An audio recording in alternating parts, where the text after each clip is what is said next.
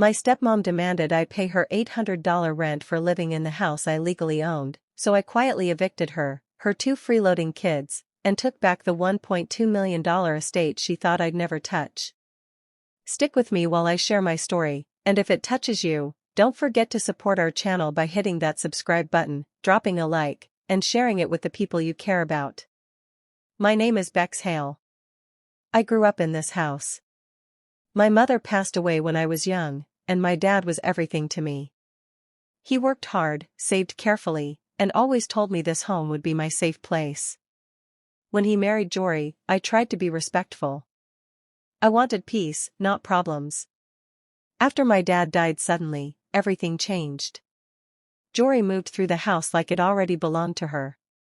Her 2 grown kids, Cal and Nix, didn't work, didn't help, and treated me like a guest. I stayed quiet because I was grieving and exhausted. One evening, Jory sat me down and said since I was an adult, I needed to pay $800 rent to stay there. Cal laughed. Nix rolled her eyes. That moment broke something in me.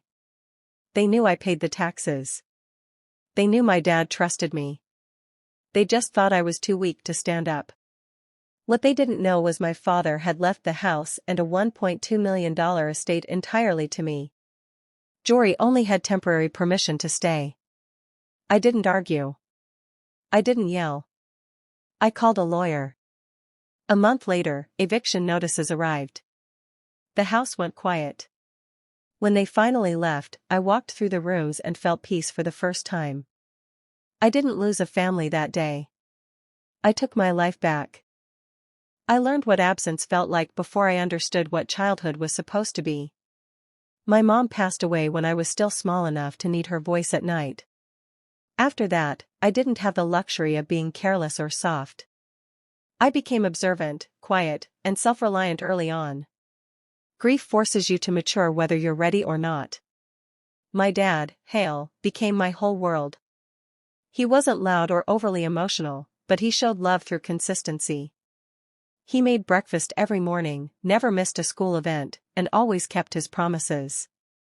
When life felt unstable, he was the one solid thing I could lean on. He taught me how to budget, how to speak carefully, and how to stand my ground without shouting. Because of him, I believed stability was built, not hoped for. As I got older, I didn't depend on anyone else. I worked hard, stayed out of trouble, and handled my own responsibilities. Independence wasn't a choice for me, it was survival. My father respected that. He never tried to control me. Instead, he trusted me, and that trust meant everything. So when he told me he planned to remarry, I didn't argue. I assumed he knew what he was doing. He had always been careful with his decisions, thoughtful about the people he let close. I believed that if he chose someone new, it was because she brought peace into his life. I wanted him to be happy. After years of it being just the 2 of us, I thought maybe this was the next chapter, one where he wasn't alone anymore. I told myself that change didn't always mean loss. But somewhere deep down, I felt something shift. Not fear, not anger, just uncertainty. I ignored it, because trusting my father felt safer than questioning him. I didn't know then that this choice would slowly undo the sense of family I thought we still had. Jory arrived with a practiced smile and a voice that always sounded gentle when others were listening. At gatherings, she praised my father, complimented the home, and spoke about family as if it were sacred. Neighbors admired her. Friends said he was lucky. I watched from the side, unsure, but willing to give her space to settle in. Inside the house, her tone shifted. Doors closed harder. Requests turned into commands. She corrected small things, where I left my bag, how I spoke, what time I came home. None of it was loud enough to challenge, but it was constant enough to feel deliberate. I noticed how her warmth disappeared the moment no one else was around. Not long after, her children followed. Cal, already grown, spent his days sleeping late and drifting between the couch and the kitchen.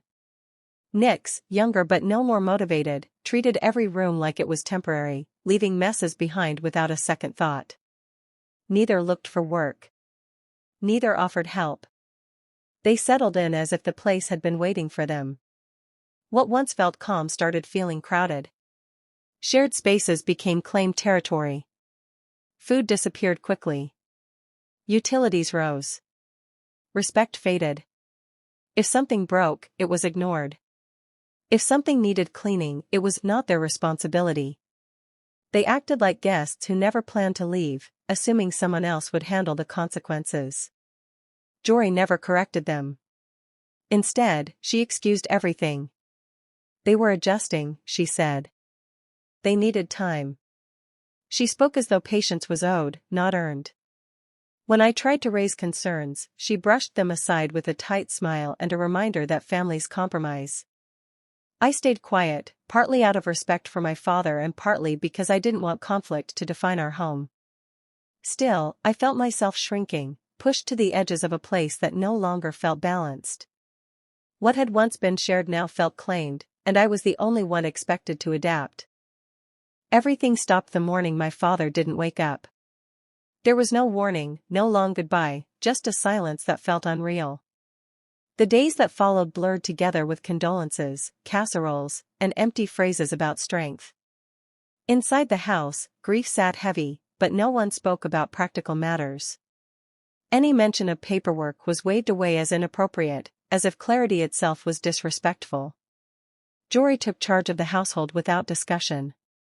She organized rooms, reassigned spaces, and spoke with certainty about what would happen next. I noticed how confidently she acted, like someone who already knew the ending. I didn't challenge her. Loss had drained my energy, and I wasn't ready to fight anyone. Weeks later, while sorting through my father's personal files, I found a sealed envelope with my name written in his handwriting. Inside were documents I had never been told about. Deeds. Statements. Instructions. I read them slowly, afraid I was misunderstanding something important. The truth settled in quietly. Ownership of the property, surrounding land, and an investment trust had all been placed under my name. The value was more than I expected, more than I was prepared to process. There were clear conditions, written carefully, leaving no room for confusion. Jory's role was limited. She was allowed to stay temporarily, nothing more. I didn't tell anyone what I found. Not because I felt guilty, but because I wanted to understand why it had been handled this way. My father had been deliberate in everything he did. This wasn't an accident or oversight.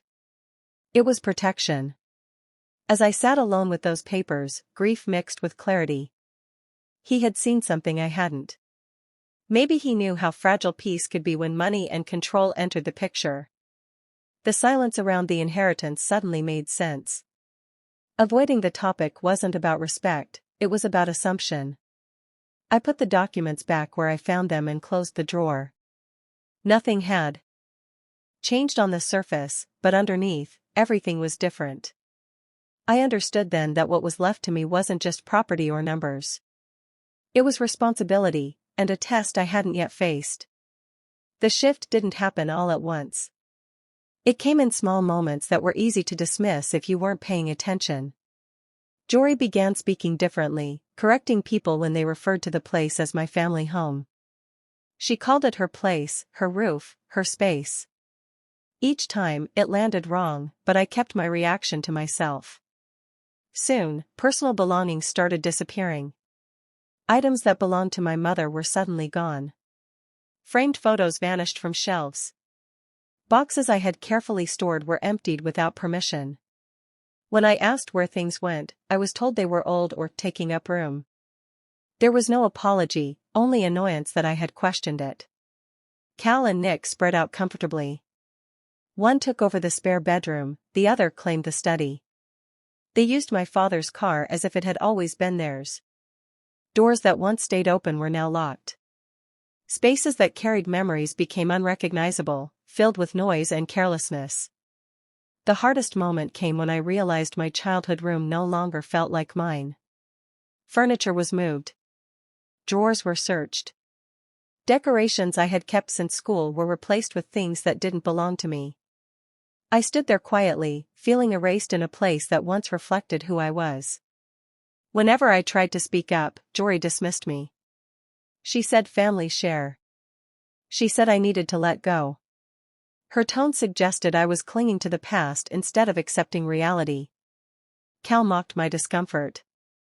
Nix ignored it completely. I started to understand that this wasn't accidental. It was intentional. By changing the space, they were changing the story. If everything looked like it belonged to them, then eventually it would feel that way too. I stayed calm on the outside, but inside, something hardened. Respect wasn't being lost. It was being taken. And the more they pushed, the clearer it became that silence wasn't protecting peace anymore. It was giving permission. Dinner was quiet that night, the kind of silence that feels planned. Jory sat across from me at the table, tapping her fingers like she was waiting for the right moment. Cal leaned back in his chair, scrolling on his phone. Nix picked at her food, barely paying attention. I sensed something coming but didn't expect how calculated it would be. Jory reached into her pocket and slid a folded paper toward me. Her expression stayed calm, almost pleased. I opened it and saw a short message written in pen. It said that since I was grown, I needed to start contributing. The amount was clear. $800. Monthly. For a second, I thought it was a joke. Then Cal looked up and smirked, like he'd been waiting to see my reaction. Nix laughed under her breath and shook her head as if the whole thing amused her. No one looked surprised. That told me everything. They knew I handled the property costs. They knew I covered what needed to be covered. This wasn't about fairness. It was about power. Jory watched me closely, studying my face, expecting discomfort or panic. She wanted to see me fold. I felt heat rise in my chest, but I didn't show it. I reread the note slowly, then placed it back on the table. Jory started explaining rules, deadlines, consequences. Her voice carried authority she hadn't earned. She spoke like she was doing me a favor. I nodded once, said nothing, and stood up. That seemed to confuse them. Cal's smile faded. Nix frowned. Jory paused mid-sentence, clearly unsettled by my lack of reaction. That was the moment I understood how little they thought of me. They believed I would accept whatever was handed to me, no matter how unfair. What they didn't realize was that their confidence came from ignorance. I walked away from the table calm on the outside, steady in my steps. Inside, a decision had already been made. They thought they had just set terms. In reality, they had crossed a line they couldn't step back from. That night stayed with me long after the lights were off. I replayed every glance, every pause, every reaction. Slowly, the truth became impossible to ignore. The demand had nothing to do with contribution or responsibility. It was a test. They wanted to see how far they could push before I broke. Jory didn't want balance. She wanted dominance. By placing a price on my presence, she was trying to shrink me, reduce me to someone who needed permission to exist there. Gratitude was expected, obedience assumed. The message was clear: I was meant to feel lucky, not secure. What hurt most wasn't the number on that paper. It was realizing how carefully this had been planned. The looks exchanged, the timing, the confidence, they all believed I belonged beneath them. Cal's expression said he enjoyed it. Nix treated it like entertainment. Jory treated it like strategy. I thought back to every moment I had stayed quiet, every time I chose peace over confrontation. I saw how those choices had been misread as weakness. The idea of family I'd been holding on to started to crack. It wasn't fragile anymore, it was false. I understood then that there was no version of this where we coexisted as equals. As long as I stayed silent, I would be managed. Controlled. Slowly pushed out without ever being asked to leave. They didn't want me gone immediately. They wanted me diminished first. That realization settled deep and heavy. It stripped away the last bit of hope I had been protecting. There was no misunderstanding to fix, no conversation that would change intentions. The dynamic was intentional, and I was the only one pretending otherwise. Something shifted inside me. Not anger, not sadness, clarity. I stopped questioning my instincts. I stopped wondering if I was being unfair. The illusion of belonging dissolved completely. In its place was resolve. If they believed I was temporary, then they had underestimated me. If they thought I would accept being made small, they had chosen the wrong person. That moment didn't just hurt, it ended something permanently. And once it was gone, there was no reason left to protect anyone's comfort but my own. I didn't confront anyone after that. I didn't bring the note up again. I didn't defend myself or explain my feelings. I became calm in a way that felt unnatural even to me. My responses shortened. My expressions softened. If Jory spoke, I listened. If she smiled, I returned it. Every reaction was measured. While the house stayed noisy on the surface, my world became focused and quiet.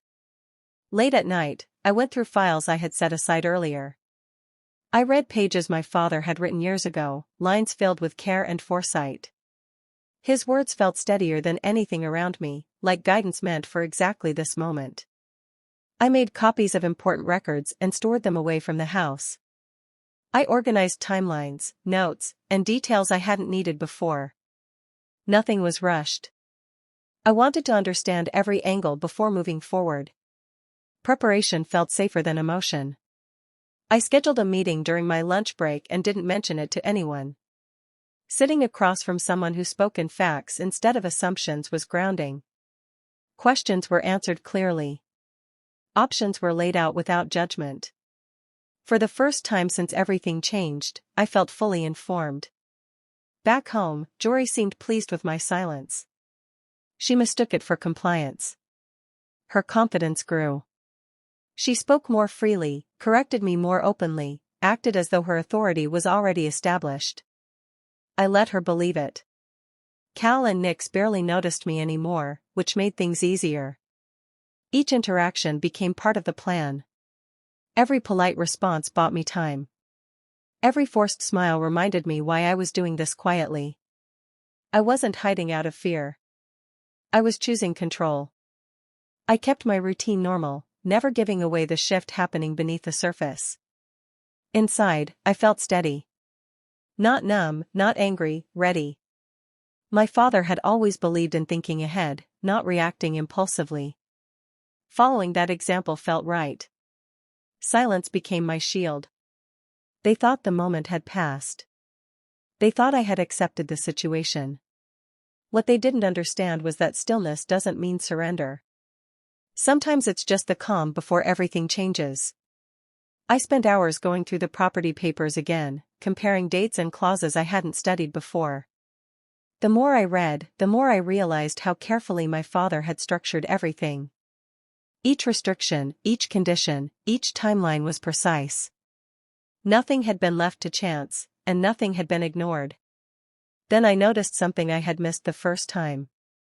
Jory's permission to stay had a clear expiration. Months had passed beyond that point. Legally, she no longer had any claim to remain. Cal and Nix weren't listed anywhere, they had no right to live here, no claim to any space, no justification for their presence. The idea that they could demand anything was not just wrong, it was impossible. The realization hit me slowly. The paper she had slid across the table, the rent, the rules, it wasn't just unfair. It was baseless. There was nothing in law to support their arrogance, nothing to make their threats credible. Their entire act was built on illusion, not reality. I reread everything, checking and double-checking. Every clause, every date, every signature confirmed it. My heart beat faster, not with anger, but with clarity. The power they thought they had didn't exist. They were acting out of assumption and boldness, not authority. For the first time, I saw how fragile their confidence was. All their smirks and laughter depended on me not knowing the truth. Once I understood it, their foundation crumbled in my mind. It wasn't vengeance yet, but it was certainty. I didn't have to guess or hope. I knew exactly where I stood and exactly what I could do. They had built their control on fear and misinformation, and now the law was firmly on my side. For the first time since all of this began, I felt untouchable, not proud, not cruel, just steady. The path forward was clear, and nothing could stop it. A week after my meeting with the lawyer, the mail arrived with sharp efficiency. Thick envelopes stamped with bold letters marked certified sat on the counter. I picked them up carefully, feeling the weight of what was inside. Each one contained a clear, unchangeable statement: 30 days to vacate. No discussion, no compromise, no room for argument. I placed them on the table and waited for them to be opened. Jory reached first, her fingers trembling slightly as she unfolded the first notice. Her eyes widened, then narrowed. Words were exchanged, sharp and loud, the kind that filled the room with tension. Cal slammed his fist on the counter, voice raised in threats that sounded empty but were meant to intimidate. Nick started crying, sobs echoing down the hallway, a mixture of fear and disbelief. I stood silently. I didn't shout, I didn't plead, I didn't explain. Every emotion was held inside, measured and controlled. The storm of their reactions collided with the stillness I carried. Their chaos bounced off me, unable to penetrate the calm I had built. Jory's voice cracked as she tried to negotiate, trying to bend rules that had already been finalized. Cal's anger turned into frustration when nothing worked. Nix's tears filled the air, but no one looked to me for mercy. They had assumed they had power, and now that illusion was gone. I moved slowly around the house, placing a few personal items aside for safekeeping, careful not to meet their eyes too much. Each step reminded me this was my home, my right, my father's intention realized. Their threats and screams were noise against the certainty I carried. By the end of the day, the letters had spoken louder than any argument could. 30 days. No exceptions. No one could ignore the truth, and for the first time, the house felt quietly mine again.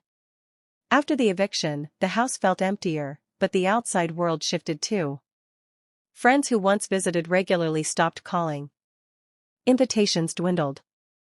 Conversations at family gatherings became awkward, full of sideways glances and whispers I could hear even when people tried to hide them. Some faces that had smiled at me before now seemed cautious, judging, uncertain where their loyalty should lie. Jory didn't stay silent either. She filled the spaces left behind with words meant to wound. She told anyone who would listen that I was cruel, ungrateful, and selfish. She painted me as someone who lacked compassion, someone who turned my back on the people who had lived under my roof. Her voice was steady, practiced, but bitter, as if rehearsed to convince herself as much as anyone else. I listened for a long time, letting the accusations pass without reaction. Then, one evening, when she confronted me directly, I found the words I had kept inside. I didn't raise my voice. I didn't shout or insult. I simply looked at her and spoke clearly, steadily. My father trusted me because he knew I wouldn't let you erase my mother, or me. The sentence hung in the air. Jory's eyes flickered, as though she had never considered it from that angle. Cal and Nix, who had once laughed at my supposed weakness, were silent. Even the friends who had begun to doubt me seemed to pause, realizing there was more beneath the surface than gossip or appearances. For the first time, I felt the weight of truth align with the quiet power I had built. I hadn't been cruel or unfair. I had protected what mattered most. And saying it aloud changed the atmosphere.